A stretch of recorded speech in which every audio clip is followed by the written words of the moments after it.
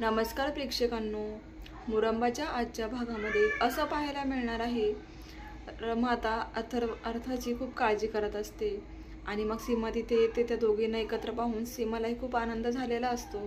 तिकडे आता अभि येतो आणि सीमाचं आणि रमाचं बोलणं ऐकून त्याला खूप त्रास होत असतो, कारण त्या अर्थाचं खूप कौतुक करत असतात। तर दुसरीकडे आनंद भाऊजी आणि अक्षयसुद्धा अभिबद्दलच काळजी वाटत असते त्यांना आणि ते बोलत असतात। तर मग त्यांचं बोलणं सुद्धा अभि ऐकत असतो। अभि खूप दारू पिऊन घरी आलेला असतो। अक्षय आनंद भाऊजींना सांगत असतो की मला ना काही कळतच नाही, अभि कधी सुधारणार आहे। त्याला अर्थाची बिलकुल काळजी नाही आहे।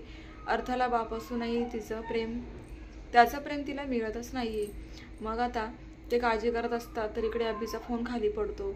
आनंद भाऊजी तो फोन उचलतात, तितक्यातच रेवाचा फोन त्या फोनवर आलेला असतो। आता आनंद भाऊजी ते नाव वाचून फोन रिसीव करतात। इकडनं ते काहीच म्हणत नसतात तर रेवा समोरून म्हणत असते की अभि, काय झाले तुला? खूप दिवसापासून तू माझ्याशी बोलतच नाहीये। आरती गेल्यापासून तू मला फोन नाही, मेसेज पण करत नाहीये। तुला बोलायचं नाहीये का माझ्याशी? तर मग आनंद भाऊजी काहीच म्हणत नसतात। आता अक्षय अभिला त्याच्या रूममध्ये सोडवून पुन्हा बाहेर येतो आणि मग अभिच्या फोनवरती रेवाचा कॉल आला असं आनंद भाऊजी अक्षयला सांगतात। मग अक्षय म्हणतो की मी बोलतो आणि रेवा समोरून म्हणत असते की बोल ना अभि, तू बोलत का नाहीयेस? मग अक्षय म्हणतो की मी अक्षय बोलतोय। आणि काय ग, तू कशाला अभिला सारखं कॉल करत असतेस? यापुढे अभिला एक सुद्धा कॉल करायचा नाही। तरी रेवा म्हणत असते की मला अभिशी बोलायचं आहे, प्लीज अभिला फोन दे। अक्षय म्हणतो की मी फोन देणार नाही। आता रेवाला खूप राग येतो। लगेच आता रेवाच्या मनामध्ये नवीन प्लॅन करण्यासाठी जागा तयार होते। ती त्या माणसाला भेटते ज्याने आरतीचा ॲक्सिडेंट घडवून आणला होता आणि रेवा त्याला म्हणत असते की तुला वाटेल तितके पैसे मी देईन, आता पुढचा प्लॅन करायला तयार हो। पण तो माणूस आता रेवालाच ब्लॅकमेल करतोय। तो म्हणतोय की एका खुनाच्या आरोपाखाली मी तुला आतासुद्धा जेलमध्ये टाकू शकतो, त्यामुळे दादागिरी करायची नाही। मी जितके पैसे मागेल तितके पैसे तुला द्यावे लागतील। मग रेवाला आता टेन्शन आलेलं असतं। रेवा म्हणते की मला तर आता असं वाटते की या माणसाचं तोंड मीच बंद करायला पाहिजे।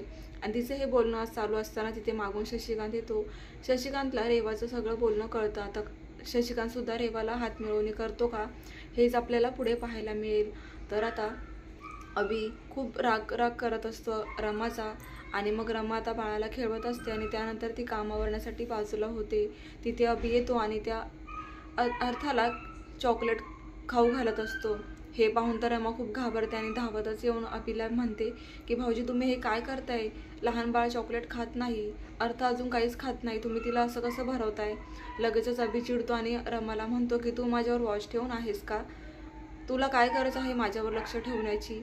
आता मी काय बंदोबस्त करतो तेच बघ, असं तो धमकी देतो रमाला। आणि थोड्याच वेळात तो एक मोठी बॅग काढून आणतो भरलेली आणि म्हणतो की रमा, आता मी तुझी आणि अर्थाची ताटातूट करणार।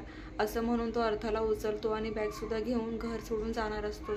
तर प्रेक्षकांना पुढे आपल्याला पाहायचंय की आता अर्थाला अभिपासून कोण वेगळं करणार, अर्थाला जाण्यापासून वाचवणार का रमा अक्षय, आणि ते यशस्वी होणार का, हेच आपल्याला पाहायचं आहे। पाहत रहा मुरंबा। धन्यवाद।